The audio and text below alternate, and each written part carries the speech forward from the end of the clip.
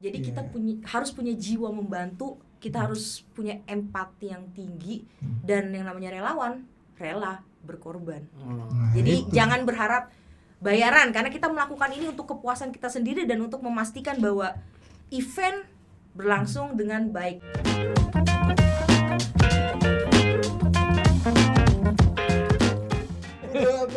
Akhirnya diterima sendiri dari Indonesia juga? Enggak. Ada berapa orang? Ada banyak. Gue seneng banget. Okay. Gue seneng banget dari Indonesia tuh banyak yang kepilih. Karena maksud gue gini, ketika 2018 itu memang gue kayak punya, kenapa gue selalu posting gitu ya pada saat itu, karena gue pengen orang itu ikut mencicipi apa yang gue alami. Sebenarnya itu tujuan gue. Experience lo ya. Benar, dan malah ada satu ketemu nih gue sama dia di sana kan di Qatar. Dia bilang, ini Mbak Mita. Iya, lu kan legend banget Mbak. Memang legend gimana maksudnya gitu. Gue bingung kan gitu. Terus dari situ ya gue tahu ternyata beberapa volunteer Indonesia yang join tuh memang mereka yang banyak nanya ke gue. Bahkan ada satu anak bilang, aku tuh mau ikut jadi volunteer Piala Dunia karena baca blognya Kamita. Oh ini gitu. Sang inspirasi. Waktu itu gue langsung tertohok karena selama di Qatar seminggu gue belum nulis apa-apa coy. Jadi begitu dia ngomong gitu gue langsung yang gue harus tulis. Tapi bener sih, maksud gue gini, seberapa besar lu pun itu dari terkait dengan tenar atau tidak, pada saat lu jadi orang yang pertama, lo kan jadi yang emang rujukan orang bahwasanya iya, apalagi lo juga suka nulis. Bener. Itu kan penting ya, maksud gua dari situ kan setidaknya lo bisa pengalaman lo, experience lo pada saat di Rusia lo bisa arahkan ke tulisan lo, dan itu akan membuat orang akan mikir bahwa ternyata seru juga, walaupun ternyata jadi volunteer itu tidak dibayar. Lo nggak dibayar. Emang dari namanya relawan. Iya, relawan. Gue sih nggak tahu ya, kalau gue sih ngebaca kata relawan dari awal gue daftar 2018. Nggak ada expect untuk dibayar. Nggak ada expect untuk dibayar gitu. Gue justru baru tahu ada istilah paid volunteer. Itu ketika gue udah mulai viral nih pas 2022 kemarin. Orang-orang banyak yang komen. Gue liat komen orang-orang gitu kan. Dibayar berapa? Terus ada yang asumsi bilang, ini dibayarnya gede tahu kalau event FIFA. Padahal tidak gitu. Ini nih, jangan sampai salah. Jangan salah. Ini ya namanya volunteer udah relawan. Iya. Benar, maksud gue gini, ya ketika kita dapat apresiasi, misalnya nanti setelah kita melakukan kerja ada apresiasi dalam bentuk uang misalnya, atau dalam bentuk hadiah atau apapun gitu. Ya alhamdulillah ya, rezeki berarti kan. Tapi kalau menurut gue, ketika kita mendaftar untuk kegiatan relawan, itu kita udah harus tahu bahwa aspeknya nggak dibayar loh. Iya, kita akan mendedikasikan waktu kita dan mungkin harus berkorban secara materi untuk menjadi seorang volunteer. Lo rela ya, maksud gue. Ya oke lah, itu passion ya. Kan kadang orang mikir, gue nggak dibayar, capek-capek, udah tinggalin sebulan. Tapi kalau Piala Dunia sih gue worth it sih gue. Ya kalau gue sih mikirnya gini, kalau masih bertanya-tanya, gue nggak dibayar, ya udah mendingan nggak usah. Nggak usah ya, benar-benar. Karena takutnya nanti di sana lo kerja juga nggak maksimal. Iya, kita nama relawan, tapi kerjanya kita itu kan kerja beneran. Gitu. Jadi lo harus punya rasa rela yang tinggi untuk menjalankan tugas. Harusnya namanya dipanjangin, rela tidak dibayar wan. Relawan tidak dibayar.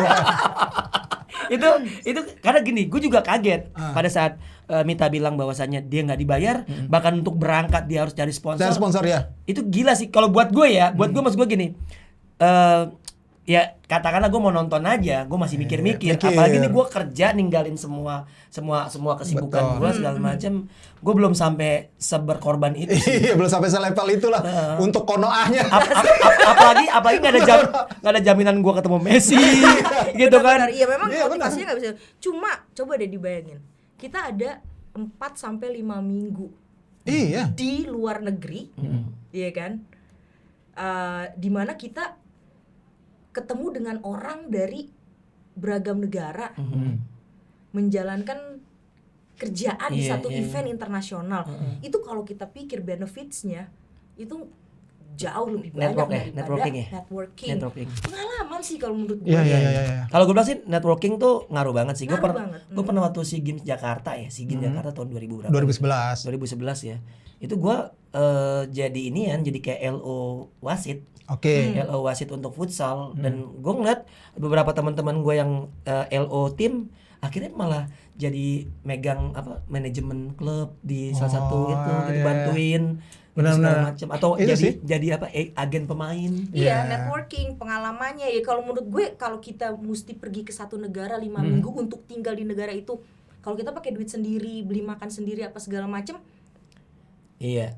Tapi harus ekstrovert kayak lo sih. Kalau yang introvert berat sih. Berat. Iya, memang salah satunya menurut gue kalau lu pengen seru jadi relawan tuh emang lu harus jadi orang yang ngejar bola.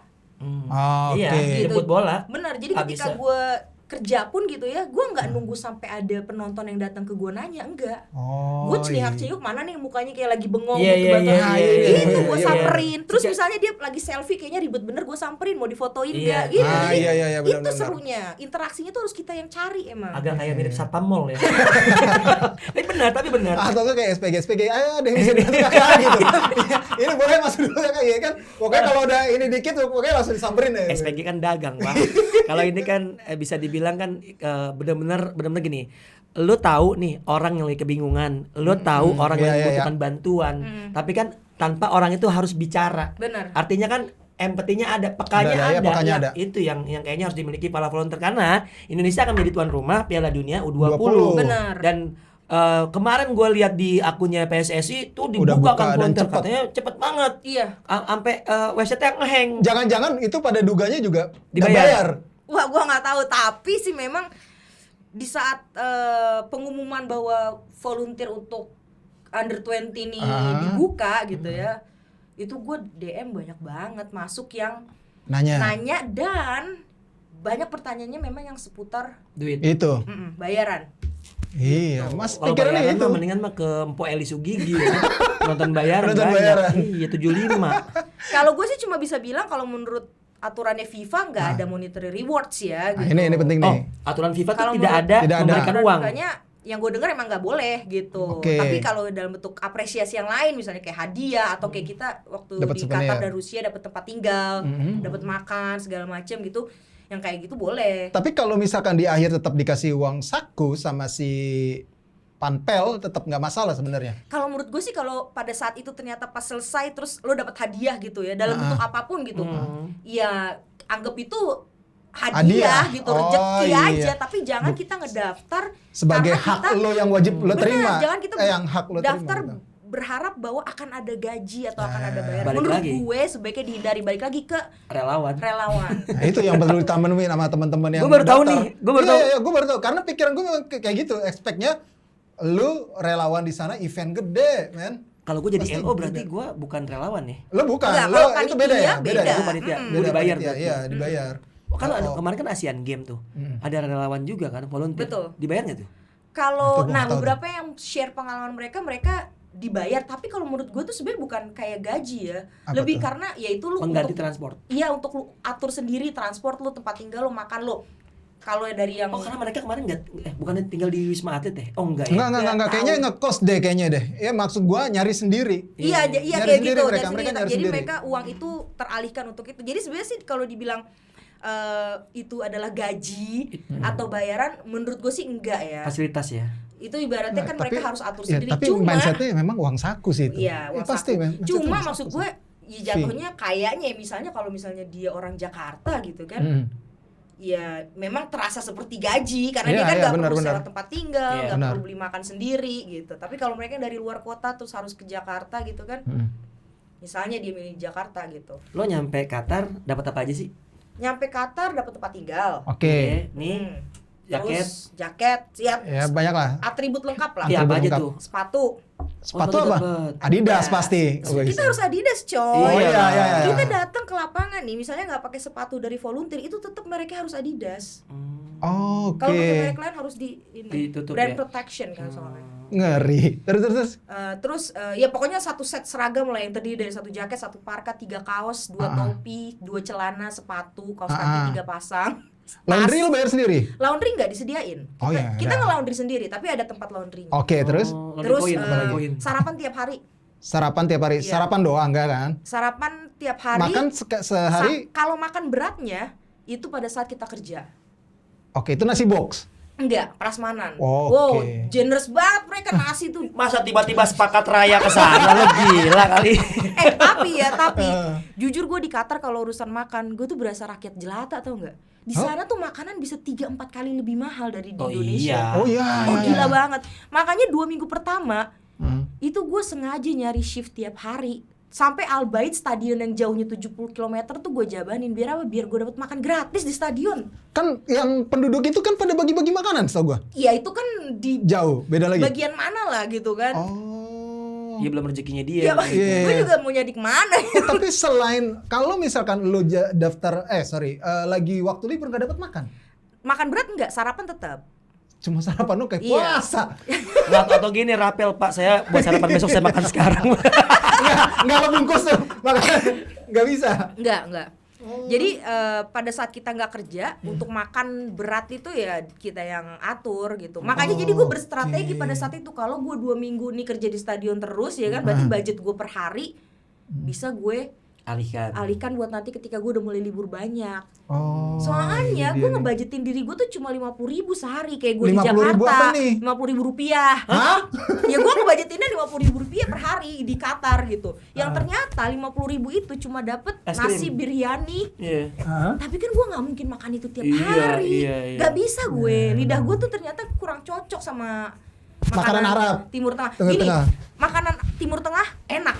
Tapi Iya. bukan buat tiap hari gue makan. Iya. Ya, kolesterol lu bisa naik juga. Gitu. Jadi gue nggak mungkin nasi biryani terus kan. Jadi ya itu gue berstrategi gitulah. Gak kayak di Jakarta gue yang bentar-bentar GoFood, bentar-bentar apa. 50.000 di sana dapat apa? Es teh manis. Ya, itu tadi biryani. Nih, nasi putih 25.000.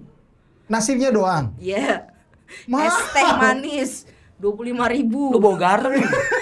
Terus Jadi nasi pecel nih ya, pecel ayam gitu di sana 110.000. telur ceplok gitu. Jadi gue nih punya 400.000 ya kan, punya 400.000 di Qatar. Ya itu paling gue buat makan sehari doang sama jajan. Iya, benar. Astaga. Kalau lu mau nurutin kayak kita di Jakarta ya Ah. gitu. Sedangkan kalau kita di sini punya 400.000 kita bisa makan steak 2 porsi. Betul. Iya kan? Oh iya. Apalagi kalau kita hari Jumat nungguin dia habis sholat Jumat. Hari Jumat. Oh, Mahal jadi banget sih. mahal itu. banget ini. Tapi di untuk sana. transportasi juga gratis di sana. Jadi bis, oke. kereta itu gratis. Oh, jadi nggak diantar jemput ke venue tuh, nggak diantar jemput ya? Kalau pas di hari pertandingan ada bis yang mengantar jemput kita. Oke. Tapi itu juga berlaku buat penonton. Nah, di situ sebenarnya yang gue salut banget sih sama Qatar urusan transportasi ya. Mereka tuh kayaknya kita kan diantar nih dari tempat gue tinggal, itu kan bukan cuma relawan doang. Lo hotel atau apa? Itu bukan hotel. Jadi kita satu area namanya Barahat Al Janub, itu klaster A sampai klaster Q. Yang mana tiap klaster tuh ada puluhan kamar, itu buat kita tinggal sama fans-fans lain lah ya. Itu dibangun khusus. Awalnya itu kayaknya buat tempat pekerja yang Yang kayak itu ngebangun bangun stadion itu. apa segala macem lah, sampai akhirnya oke. diperbagus untuk kita tinggal. Mereka itu kan punya bis nih yang nganterin kita ke stasiun, ke metro station gitu kan. Itu nggak ada tuh ditunggu sampai bisnya penuh, nggak. Semua udah duduk nih, udah tutup, ganti bis baru. Jadi nggak ada tuh yang desek-desekan berdiri gitu, nggak ada. Nggak ada yang ngetem ya. Nggak ada. Ngetem justru mereka ngetem semua karena Maksudnya Per maksudnya berapa menit? ngetem nunggu penuh gitu. Enggak sampai nunggu penuh, pokoknya semua udah duduk, ditutup, ganti yang baru gitu. Bukan nunggu penuh terus baru jalan. Iya, enggak. iya, Berarti iya. banyak Bagus. dong. Artinya Banyak nggak- banget, gokil. Termasuk pada saat kita pulang dari stadion pun, dan itu semua untuk penonton. Jadi dari stadion nih ada bis gitu misalnya. Kayak Al Bayt tuh kan ada ya bis yang buat nganter kita pulang. Karena jauh 70 kilo. Karena jauh gitu kan. Sama gitu juga. Duduk, tutup, bis baru. Nggak sampai kita dibikin berdiri tuh nggak. Dan nggak ada kebingungan di situ lo untuk Nggak. arah masuk lo pintunya mana, terus Iya. lo tugas Itu di mana. sih, manajemen. Maksudnya kayak apa? Manajemen crowd-nya Directionnya, tuh directionnya. Crowd manajemennya gila Crowd sih management. Qatar. Keren ya? Keren banget. Yang aku dengar dari warga lokal katanya memang mereka tuh latihan berbulan-bulan. Iya, iya. Oh iya. Jadi- karena iya harus nggak, maksudnya kan lu kan mempersiapkan event besar nih kan gitu kan. Alur banyak dari Iya, alur negara banyak. ya. Yang gue pikirin itu kan kadang kan gini kan itu kan tulisan bahasa Arab. Arabnya Arab gundul lah kan. Nah, yang nggak ngerti ngaji kan bingung tuh kalau misalnya baca. Tapi artinya lu masuk bis langsung berangkat langsung ke Iya. stasiun terdekat. Itu jelas banget semuanya. Terutama kalau kita udah selesai nonton kan, bayangin deh Lusail 80.000 Buset. orang, Nah, ya kan. langsung Oke, kita emang ngumpuk semua, tapi semua jalan. semua jalan, nggak ada yang kemacetan. Ini yang patut jadi contoh juga sih, maksud gue ini di Indonesia ya, karena kan kita ini masalah gitu. Enggak cuma di level klub, tapi di level pertandingan timnas. Yep. Untuk masuk aja, ya lo tahu kemarin lah kalau lo lihat ya, ngantrinya seperti apa, dan tertahannya selama apa. Harusnya kan itu nggak terjadi, harusnya ngalir kan. Betul, karena mungkin kita perlu metroman kayak di Qatar ya, biar metro di Jadi gini, kalau gue ngelihatnya di Qatar itu mereka memang punya sumber daya manusia yang sebagian juga adalah relawan gitu, untuk memastikan penonton tuh tahu harus kemana, gitu. Ya, kalau di GBK kemarin, gue juga nonton kan di GBK kemarin selama Piala AFF tuh 2 pertandingan. Itu semua terpusatnya di Patung Soekarno karena emang itu paling gampang. Deket FX dan kalau janjian paling gampang di situ gitu kan. Nah, jadi mau masuk ke dalamnya itu, ke ring satunya itu dari gerbang di situ doang. Penumpukan ya. Dan kalaupun halo-halo nih, ada pakai halo-halo mata memang angin. Iya benar. Ke arah timur. Iya. Mana kita tahu. Ayo pintu udah dibuka. Paling cuma gitu doang. Ayo pintu udah dibuka, gate ini, gate sini gitu. Terus diarahin. Yang sekarang masih bisa ataupun sudah mulai dibuka adalah pintu gate ini, gate ini. Orang kan masih pada bingung juga. Bingung. Itu kayak nanya di Jogja. Kayak nanya di Jogja. Ngalor, wetan. Bener kan? Masalahnya gini, gue nggak tahu ngalor sama wetannya di mana, ngidul di mana. Gue tuh sebenarnya kayak agak gregetan karena orang itu cuma bilangnya pakai mata angin kan ke arah timur. Gue aja nggak tahu gitu timur kan. gue ini bener nggak nih gitu ya. Kalau misalnya kita kalau ngomongin kayak event let's say Piala Dunia gitu lah ya, itu memang disitulah sebenarnya tugas volunteer. Kita jadi orang-orang yang this way, that way, sini lebih. Bahkan di tempat gue kerja pun, di tempat gue kerja itu kan namanya ticketing resolution point. Kalau di situ udah penuh, gue akan cek ke pos yang lain. Kalau di situ sepi, gue akan escort mereka yang di situ untuk ke satu lagi gitu. Harus lincah ya. Harus lincah, bener sih itu. Wah, iya, itu salah satu. Kalau nanti kalau gue tambahin nih, nanti kalau dia nanya sama gue, Kak, share jadi volunteer apa? Harus lincah. Harus lincah. Tiba-tiba dia langsung loncat sini, loncat situ. Itu berasa pegelnya baru malam itu. Iyalah, makanya gue kalau kelar shift tuh nggak pernah berani. Sebenarnya gue kalau kelar shift bisa aja kan menyelinap ke stadion gitu kan buat lihat pertandingan. Apalagi dengan akses lu. Iya, karena gue ada akses memang buat ke dalam stadion. Tapi nggak bisa, energi gue udah terkuras untuk gue kerja. Jadi gue bawaannya mau pulang aja, istirahat. Lu ngeliat pertandingan tuh ya.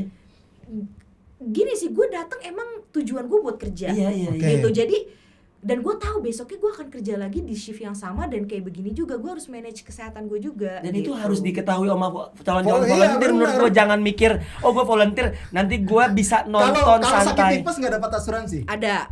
Ada asuransi kesehatan kita juga dapat. Jadi itulah maksudnya gue bilang kita nggak dapat monetary rewards, nggak dapat duit, tapi yang seperti itu yang bikin kita tetap merasa aman gitu. Masa ya udah sakit kuning kita. Ada asuransi. Ada asuransinya. Kalaupun ya, tapi misalnya gini, kalaupun kita kerja di dalam stadion, itu nggak boleh ngeliat ke lapangan. Kita membelakangi lapangan karena kita harus menyambut penonton. Kita tanya tiket di mana kita gitu.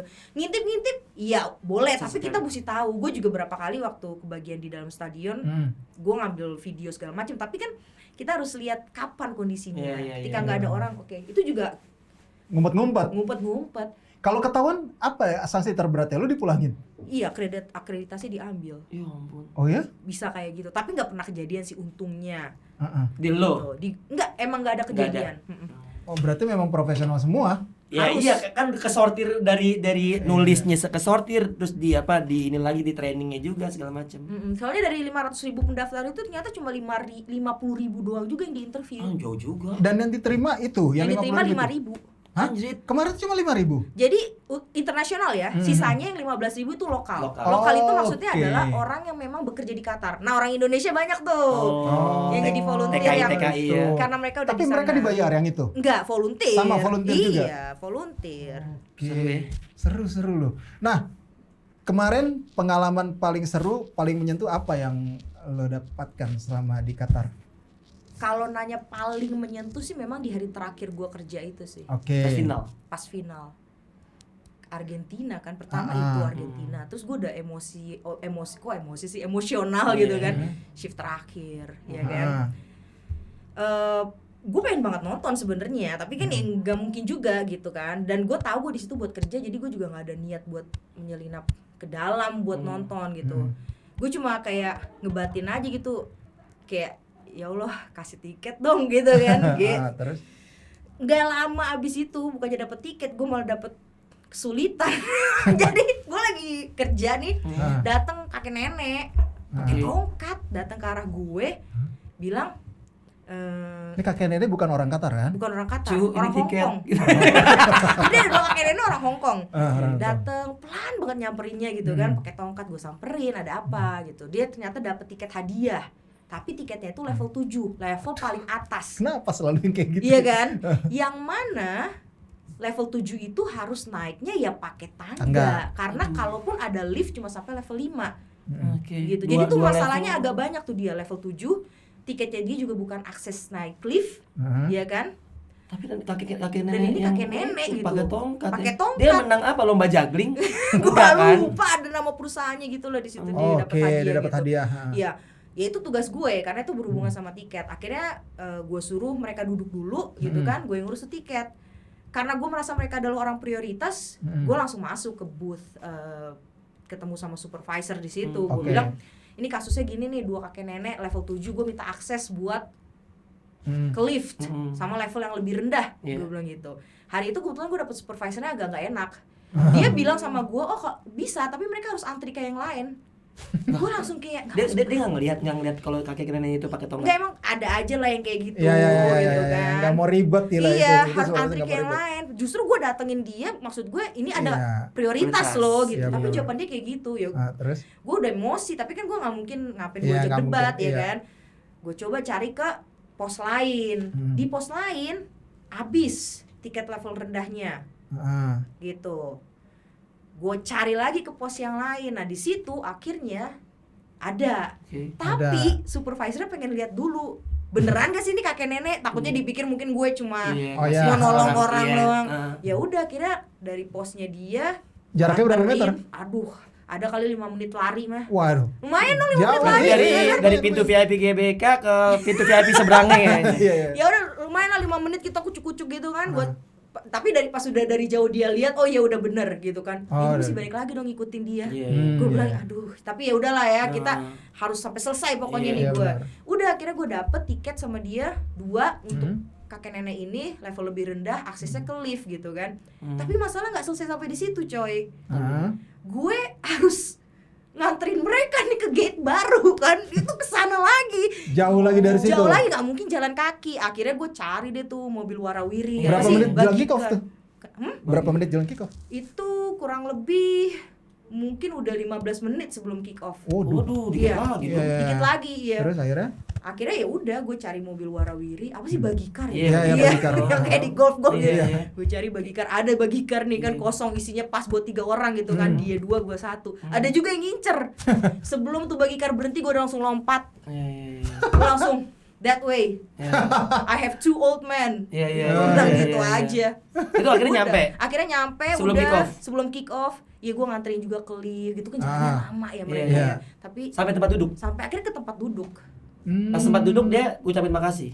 Wah, berterima kasih banget. Dan itu sebenarnya menurut gue ketika kita nolong sampai selesai, sampai orang itu dapetin solusi, itu kepuasannya. Karena mereka benar-benar yang berterima kasih itu benar-benar berterima kasih. Dan gue ngerasa di situ kayak mereka udah 83 tahun. Ini mungkin Piala Dunia terakhir mereka gitu. Betul. Ataupun mereka masih 83 tahun. 83 tahun. Maksud gue masih kuat lu jalan berdua 83. Orang Hongkong banyak banget. Tapi jalannya gini sih emang. Cuma ya maksud gue ya 4 tahun lagi kalaupun mereka masih sehat belum tentu juga kan mereka bisa travel ke US atau Meksiko. Betul. Gue di situ puas banget gitu, dan gue kayak udah seneng banget. Suami istri mereka. Dia sampai duduk terus lu balik. Ya gue balik lagi deh tuh. Balik terus tiba-tiba ada yang gini, "Mbak, saya Baim Wong."